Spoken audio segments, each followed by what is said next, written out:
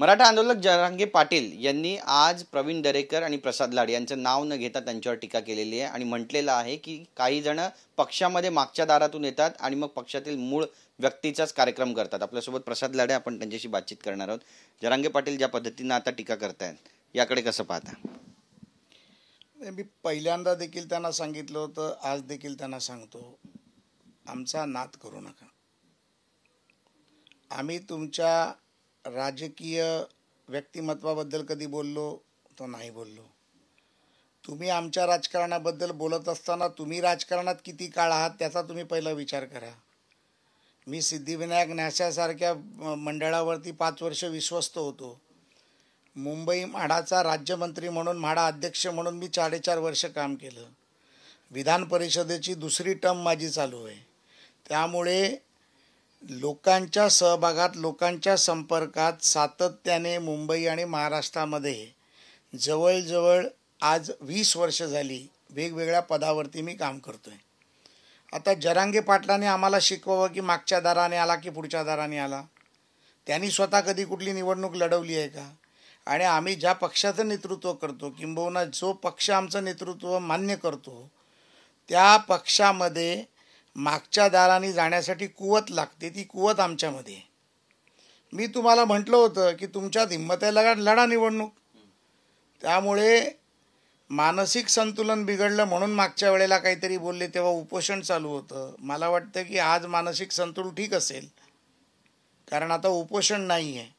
त्यामुळे राजकीय बाता त्यांनी करू नये। मराठा आरक्षणाचा विषय त्यांच्यासाठी महत्त्वाचा आहे, तो त्यांनी करावा। त्याच्यासाठी मनोज दादांबरोबर आम्ही आहोत। आरक्षणाचा विषय असेल तर आमचे ते मनोज दादा आहेत। राजकीय चर्चा करतील तर राजकीय चर्चेच्या पटलावरती येऊन त्यांनी राजकारण करावं। 288 जागा लढाव्यात आणि आमच्याशी चर्चेला यायला तयार व्हावं। काल मी त्यांचं अभिनंदन केलं। काल ज्या पद्धतीमध्ये माननीय पवारसाहेबांच्या बाबतीत, माननीय उद्धवजींच्या बाबतीत, माननीय नाना पटोलेंच्या बाबतीत त्यांनी जे भूमिका घेतली, जी भूमिका आमची होती, ती भूमिका त्यांनी घेतल्यावरती मी त्यांचं स्वागत केलं।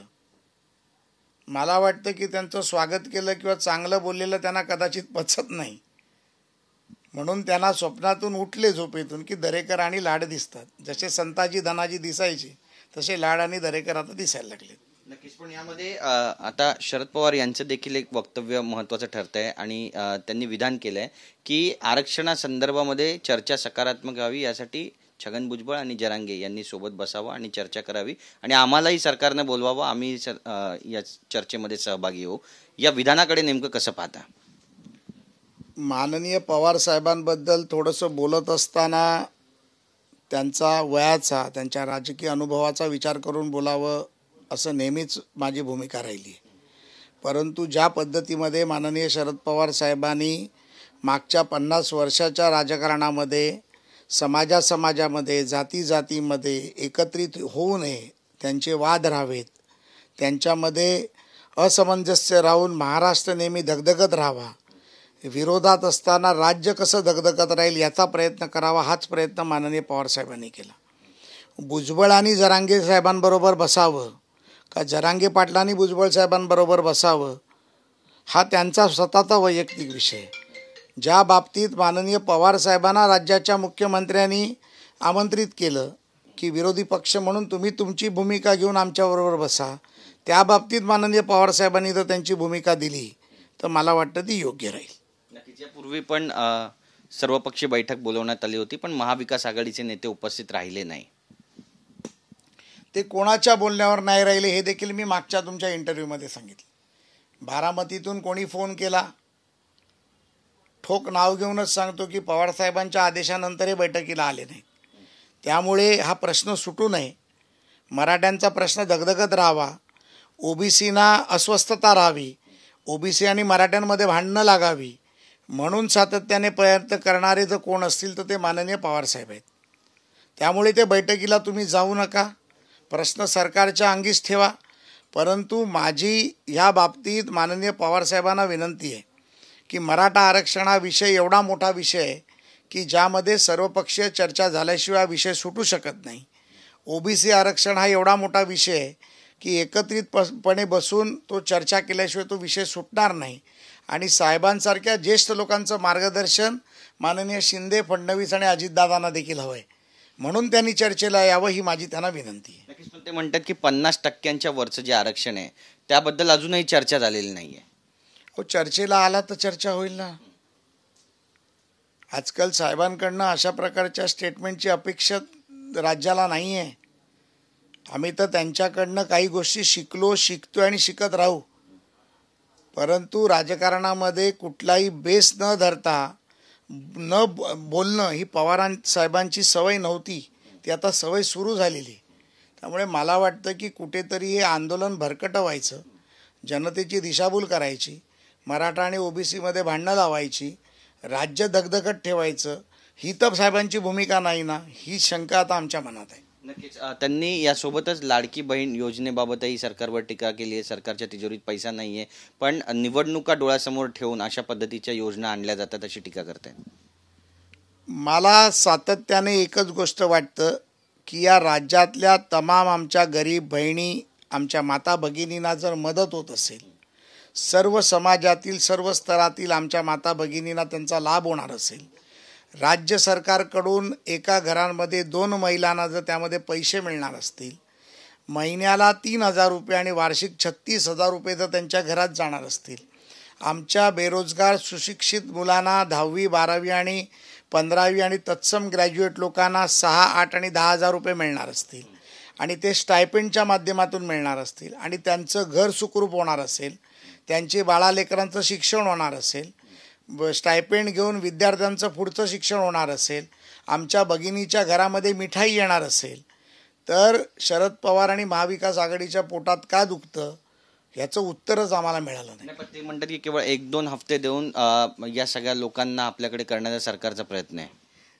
काय झालं आहे, पवार साहेबांना थोडासा आता राहुल गांधींचा नाद लागला आहे.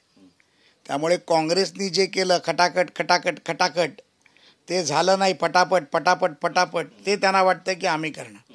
माननीय मोदीजींनी सातत्याने 5 वर्ष गोरगरीब 80 कोटी जनतेला धान्य देण्याचं काम केलं. शेतकऱ्यांच्या खात्यामध्ये सातत्याने 5 वर्ष झाली दरमहा पैसे जाण्याचं काम होते. ते आजही होते, उद्याही होणार आहे, परवाही होणार आहे. हे मोदींचं सरकार आहे, हे मोदींचं राज्य आहे. हा भारतीय जनता पार्टी आणि महायुतीचं सरकार आहे. त्यामुळे एकदा शब्द दिला तर त्या शब्दाच्या मागे फिरणार नाही, ही आमची सवय आहे. आणि माननीय देवेंद्र फडणवीस ज्यावेळेला शब्द देतात त्यावेळेला तो शब्द पूर्ण नेईपर्यंत ते गप्प बसत नाहीत. माननीय शिंदेसाहेब हे गोरगरीब जनतेचे कैवारी आहेत आणि त्यामुळे आता यांच्या पोटामध्ये एक भीतीचा गोळा निर्माण झाला आहे की या महिला भगिनी, माता भगिनी, आमच्या ताई ह्या जर या सरकारच्या मागे एका भावाच्या मागे उभ्या राहिल्या तर यांचं दुकान बंद होणार आहे. म्हणून हा खटाटोप त्यांच्याकडनं चाललेला आहे. अजित पवारांबद्दलही त्यांनी विधान केलं आहे. अजित पवारांबद्दल म्हणाले की त्यांच्यासोबत जे आमदार गेलेले त्यांना आता वाटतंय की कुठेतरी रस्ता चुकलेलो आहे आणि त्यामुळे ते परत येण्याच्या तयारीत आहेत. पक्ष ठरवेल की नेमकं कुणाला घ्यायचं आहे. राजकीय नेरेटिव्ह सेट करणं हा प्रत्येक राजकीय पक्षाचा काम असतं. आता ज्यांना तिकीटच मिळणार नाही आहे, ज्यांना विधान परिषदच मिळाली नाही आहे, ज्यांना महामंडळच मिळणार नाही आहेत, अशी लोक कदाचित त्यांच्याकडे जातील. परंतु मला पूर्णपणे खात्री आहे आणि ती खात्री एवढ्यासाठी आहे की विधान परिषदेच्या निवडणुकीत दादानी जे मतांचा आकडा त्यांच्याबरोबर असलेला सांगितला त्याहून 4 मतं जास्त ही अजितदादांना मिळाली. याचा अर्थ अजितदादांकडे येणाऱ्या लोकांचा रोग जास्त आहे. दादांचे जे असलेले 43 आमदार त्यांच्याबरोबर खंबीरपणे त्यांच्या मागे उभे आहेत आणि त्या व्यतिरिक्त इतर लोक देखील त्यांच्याकडे यायला मागत आहेत. पवार साहेबांचा हा केविलवाणा प्रयत्न आहे की अजितदादाची लोक माझ्याकडे येत आहेत, माझ्याकडे येतील, आमच्या पक्षात येतील आणि आम्ही ठरवू. अहो, तुमच्याकडे कोणी आला तर तुमच्याकडे घ्यायला तुम्ही तयार आहात. त्यामुळे मला वाटतं की अजितदादाचा पक्ष खंबीर आहे. मी काय अजितदादाचा पक्षाचा प्रवक्ता नाही किंवा नेता नाही, परंतु महायुतीचा समन्वयक म्हणून दादांची जी भूमिका आहे त्या भूमिकेचं मी नेहमी समर्थन करीन. देवेंद्र फडणवीसांवर आज संजय राऊत यांनी टीका केली आहे. पावसाळ्यात उगवलेली छत्री म्हणाले. त्यासोबतच लोकांच्या मनातील खलनायक आहेत देवेंद्र फडणवीस असं पण म्हणतात. महाराष्ट्रातील जनतेच्या मनात ते खलनायकची भूमिकेत आहेत.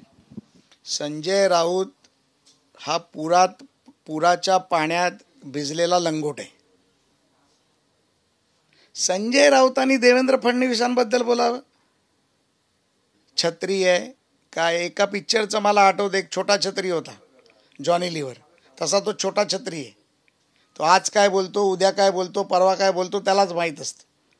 त्यामुळे पुरात भिजलेल्या लंगोटाने माननीय देवेंद्रजीवरती बोलू नये हे मी संजयला सांगू इच्छितो. ते असं पण म्हणतात की गुजरातमधून औरंगजेबचे किती चेले चपाटे आले तरी देखील उद्धव ठाकरे यांना संपवता येणार, त्यांच्या शिवसेनेला संपवता येणार नाही. आम्ही कधीच म्हटलं नाही की आम्हाला शिवसेना संपवायची. आम्ही तर म्हणतो तुम्ही संघर्ष करा, लढा आमच्याशी. त्याच्यासाठी गुजरातमधनं औरंगजेबाचे चेले चपाटींची गरजच नाही आहे. मुंबईमध्ये शेलार, दरेकर आणि लाड काफी भारी आहे आणि राज्यात देवेंद्र फडणवीस काफी भारी आहे. त्यामुळे राऊतांना फार गुजरातपर्यंत जाण्याची गरज नाही. इन मीन तुमचे 10, 12, 15 आमदार पण निवडून येणार नाहीत. त्यासाठी कशाला गुजरातची फौज मागवत आहे. आम्ही राज्यातले आणि मुंबईतले शिलेदार, माननीय मोदीजींचे कार्यकर्ते शिलेदार म्हणून सक्षम आहोत, खंबीर आहोत आणि ताकदीने लढायची आम्ही क्षमता देखील ठेवतो. पंतप्रधान मोदी आणि शहांनी पैशाचा वापर करून आणि बळाचा वापर करून दबाव टाकून सर्व शिवसेनेचे आमदार फोडले आणि गद्दारांच्या हातामध्ये ही सगळी सत्ता सोपवली अशी सुद्धा टीका केली. औरंगजेब फॅन क्लबच्या लोकांनी जे कृत्य केलं, drum gate to main gate, main gate to drum gate, phone उचलायचा नाही, सुय सहायकांनी फोन उचलायचा, ऑपरेटरला सांगायचं माणूस नाही, लोकप्रतिनिधींना भेटायचं नाही, आमदार खासदार मंत्री तात्काळच बसायचे, वर्षाच्या गार्डनमध्ये 3-3 तास चहा पीत गप्पा मारायच्या, परंतु मंत्र्यांना भेटायचं नाही. हे जे ह्युमिलेशन तुम्ही जे आमदारांचं, नेत्यांचं आणि नेतृत्वाचं केलं, माननीय शिवसेना प्रमुखांची हिंदुत्वाची शिवसेना विकण्याचं काम तुम्ही केलं. सोनिया गांधींच्या पायाशी जाऊन नतमस्तक झालात. ज्या शरद पवारांना सातत्याने बाळासाहेबांनी शिव्या दिल्या, त्या शरद पवारांच्या मांडीला मांडी लावून बसून तुम्ही सरकारसाठी, सत्तेसाठी लाचार झालात आणि म्हणून तुमचं सत्ता गेली. आणि हे जे आमदार बाहेर पडले हे हिंदुत्वाच्या हक्कासाठी, हितासाठी बंड करून ते बाहेर पडले आणि त्याने एक हिंदुत्वाचं सरकार माननीय एकनाथरावजी शिंदेंच्या नेतृत्वात आणि भारतीय जनता पार्टीच्या सहकार्याने बनवलं. त्याचा आम्हाला अभिमान आहे आणि स्वाभिमान देखील आहे. नक्कीच तुम्ही तुमचा रोख उद्धव ठाकरे यांच्याकडेच आहे असं वाटतंय तुमच्या बोलण्यावरून, पण त्यांचाच आज वाढदिवस आहे आणि भावी मुख्यमंत्री म्हणून संपूर्ण राज्यभरात त्यांचे बॅनर्स, पोस्टर्स लागले.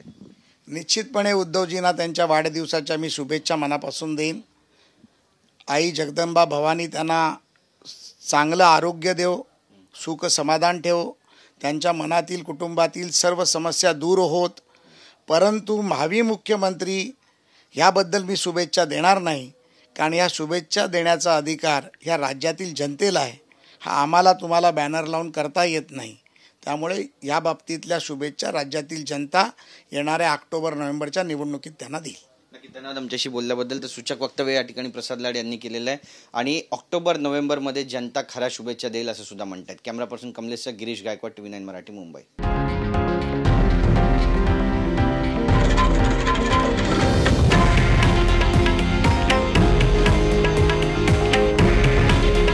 हे आहे देशातील नंबर 1 न्यूज नेटवर्क आणि आपण पाहत आहात TV9 मराठी.